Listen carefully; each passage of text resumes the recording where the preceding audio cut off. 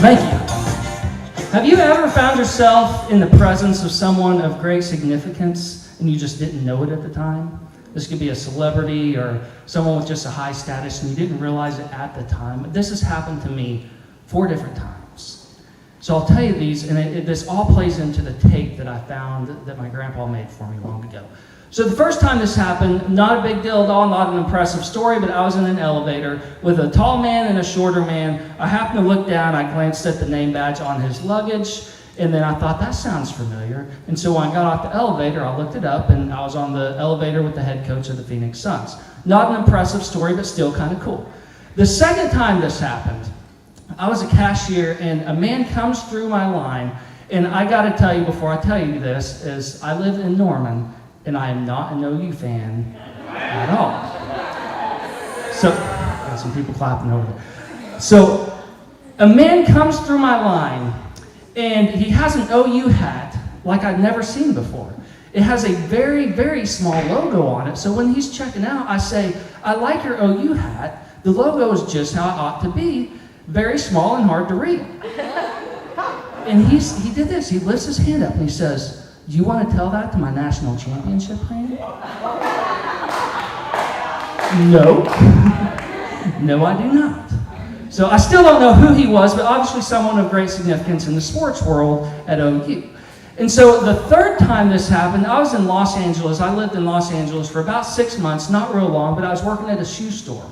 And a man comes through my line, and I start to do some, small talk with him, your typical cashier to customer communication. And as soon as he leaves, as soon as I ring him up and he leaves, my supervisor comes up to me and says, Travis, I know you're from Oklahoma, but you do know who the Eagles are, right? And I said, well, yeah. And she pulled out the receipt that he signed and said, look at that signature. Does that name ring a bell? And I looked at it and I said, Glenn Free? And she goes, no, Glenn Fry, you moron. You just rang up the guitar player for the Eagles. So that was the third time that this has happened. The fourth time that I've been in the presence of someone of great significance and I just didn't know it at the time, and it was actually years later, is before I even tell you it, I'm just going to show you the picture. I've got a picture to prove it if I hit the right button here. There we go. You know who that is? Didn't think so. That's my grandpa.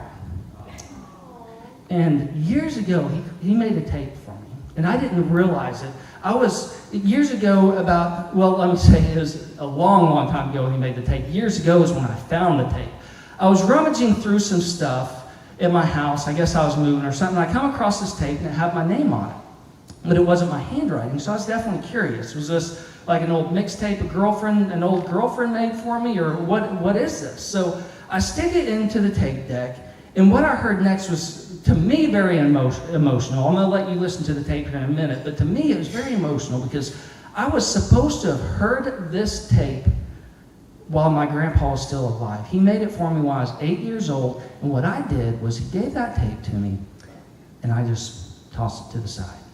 What the tape was, it was him teaching me a bluegrass song on the fiddle called Boilin' Cabbage. And what he does first is he plays it, he goes, this tape is for trial, you'll hear it, and he plays the song in a very basic way.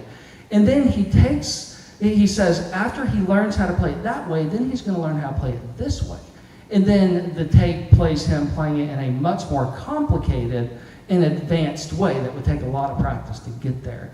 So what I want to do is tell you about somebody who never gave up on me when they should have.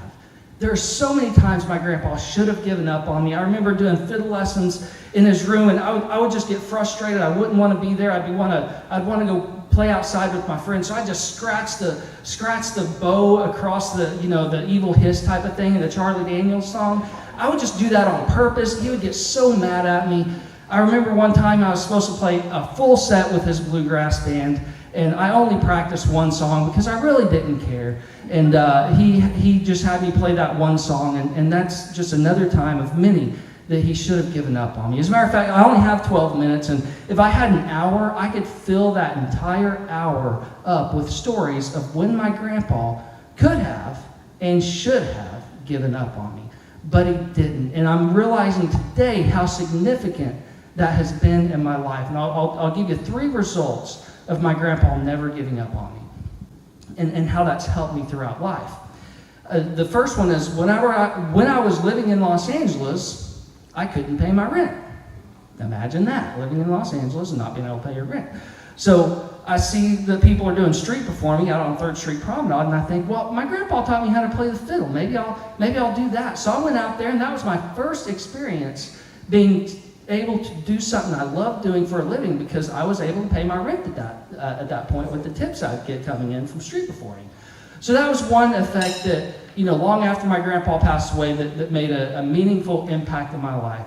The other one is for about 10 years after I got back from Los Angeles, I was just stuck in dead-end day job after dead-end day job, entry-level jobs, and I just couldn't figure out how to get out of them. I had no college education. And so that's whenever I realized, well, my grandpa taught me how to play the fiddle. He never gave up on me. Maybe I should try something with it. So I started a wedding music company about 10 years ago. It started with just me and one other person. And that has today turned into me and 10 other people. We do about 100 weddings a year, and that's about as many as we want. We do as many as we want, and it's turned into an opportunity, kind of the ripple effect. It's actually turned into an opportunity. What my grandpa did years ago by not giving up on me has turned into an opportunity for several other musicians to do what they love doing as well. And so the other thing that it has resulted in is my success with the music industry has resulted in me wanting to write a book about it. When I was a kid, everybody around me thrived, but I was like a C&D student, and so I just couldn't get things figured out, and I realized that there's actually advantages in those challenges, so I wrote a book. This isn't about my music business, but if my grandpa would have given up on me, this would have never happened. So, I'm actually I think I got plenty of time to let you listen to the tape now. So, what I want to do is tell you that if you think you're insignificant, just that guy you've never heard of has created a ripple effect in my life and in other people's lives. And John Maxwell says success is when we add value to ourselves. Significance is when we add value to other people. So instead of trying to be successful, let's try and be significant. And if you need a guide on how to be significant, just look at that man right there. He never gave up on me. And I made a mistake by looking back at the picture, sorry. But I want you to listen to that tape and the result of somebody never giving up on somebody when they should have. I'm going to let you listen to this, and I want you to listen to the result. Tape for Travis. It's boiling cabbage. And this is the way he's going to learn to play it first. Just like this.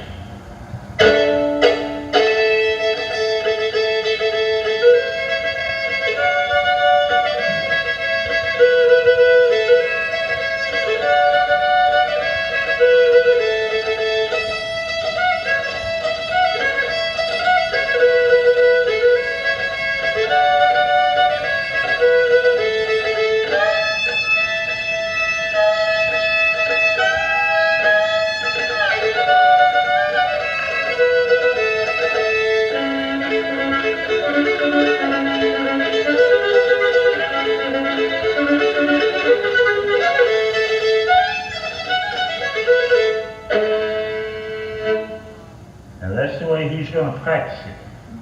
And then when he learns to play it that way, he's going to play it this way.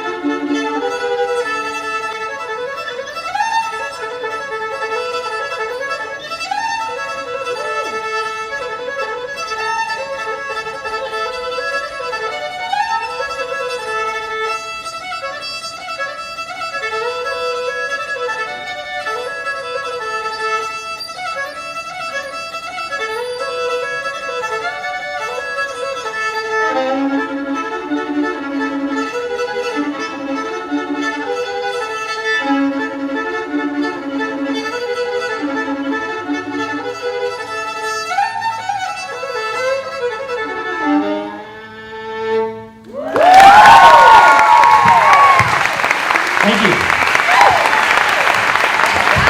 My goodness.